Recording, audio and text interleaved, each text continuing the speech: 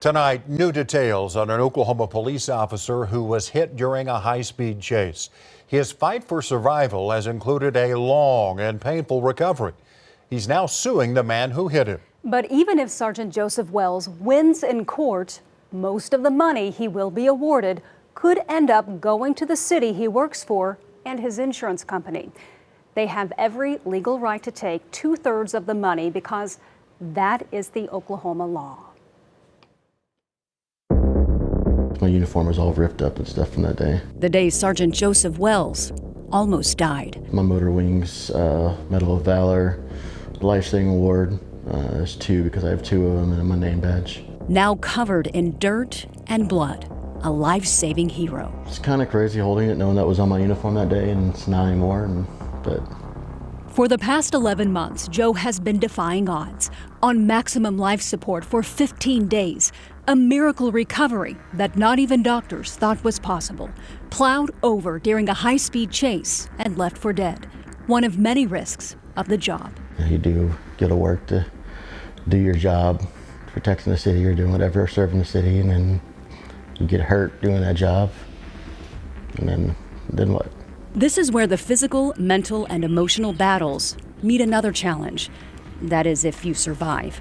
25-year-old Garrett Trammell was arrested and charged for almost killing Sergeant Wells. That's the criminal case. Joe has filed a separate civil case against Trammell, Trammell's father, and their insurance provider. But the city and the insurance company has a stake in what I might get civilly through that. For years, lawmakers tried to pass a bill to reduce the cost of workers' comp insurance in the state of Oklahoma. It failed year after year until they got creative. They called it workers' compensation reform. It had nothing to do with reform. But it passed in 2013 when then State Representative Leslie Osborne was recruited to front the bill, a small business owner and a woman. Osborne is now Oklahoma Labor Commissioner. This bill had been run multiple years. My understanding, even before I came into the House of Representatives, that it had always been run by an attorney. When T.W. Shannon was Speaker, he asked me to chair the Judiciary Committee as a non-attorney, but as a prior small business owner. And it worked. Signed into law by Mary Fallin, governor at the time, and married to an attorney whose areas of practice include workers' compensation. This was a Greater Oklahoma Chamber of Commerce, State Chamber of Commerce. This was their prize pupil bill to wreck the judicial system at workers' comp. Those on the right, the well-to-do and the well-heeled insurance companies, corporations, were paying large amounts of workers' comp insurance premiums. They blamed it on the workers' comp attorneys that were making legal fees off of injured workers. Morissette was one of the most vocal lawmakers who fought Senate Bill 1062. You create a boogeyman, lawyers, point the finger at them, and say, this system needs to be reformed to save the state money. Under the old law, injured Oklahomans would hire an attorney and take their case before a workers' comp judge. Your lawyer, my lawyer, bring the evidence to court, and we have the judge determine. Under the new law, there are 3 workers' comp commissioners appointed by the governor. 2 are former Governor Fallin appointees, and 1 appointed by current Governor Kevin Stitt. We reached out to the commission. They're not allowed to discuss individual cases. And this commission, they're all political appointees. Who are they going to answer to? The obvious answer is the people who put them there.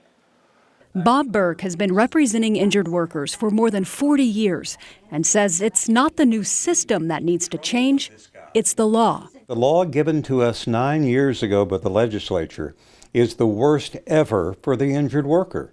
It gave Oklahoma the lowest benefits in the nation. In particular, a change to what's called subrogation, modeled after Arkansas law that states an employer or carrier shall receive 2/3 of the recovery in a third-party suit. Who wrote that? We don't know. We don't know. Although, the wording of this probably is from Arkansas. That would be like copying and pasting. Oh, 1/3 of the bill was copied and pasted. Sergeant C.J. Nelson was killed in the line of duty nearly 2 months to the day before Joe's accident.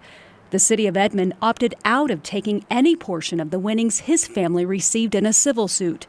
The difference, though, Sergeant Nelson died. Workers' comp had no claim. Burke believes it is unconstitutional for an employer to take any third-party settlement when an employee dies. The issue is pending before the Oklahoma Supreme Court. But if an injured employee like Joe survives, the employer gets all of its money back from a negligent third party. Our Supreme Court has said that that is constitutional. I disagree with that. If somebody's in a wheelchair, you can't ever get enough money to compensate them for what they have lost. Meanwhile, Joe's case remains in limbo.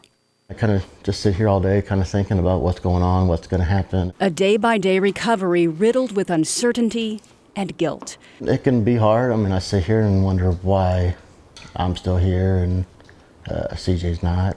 The Workers' Compensation Commission's 2022 report compares the current commission and previous system that handled cases before the new law went into effect. The report cites a 90% decrease in appeals and a 50% reduction in case filings. The Workers' Comp Act also implemented a mediation system. The majority of cases are now settled out of court. Rates have gone down over 60% for businesses across the state. The law came from some large companies based in Oklahoma City who did not like paying benefits because they didn't have any insurance. Big business and self-insured. The Workers' Comp Commission says that since the reform, businesses, schools, and municipalities have saved nearly $322 million in workers' compensation insurance premiums. We brought in the state chamber on this side, and we brought in professionals like Bob Burke. So for clarification, you were never consulted at all, had no part. Right. I had written the workers' comp laws for 30 years, but in 2013, in the last closing days of the session, the legislature passed, and hardly anybody read, this bill. What we hoped to do was find that middle ground. A middle ground, Morset says, is uneven, claiming the most prominent workers' comp attorneys in the state were consultants and helped write the bill.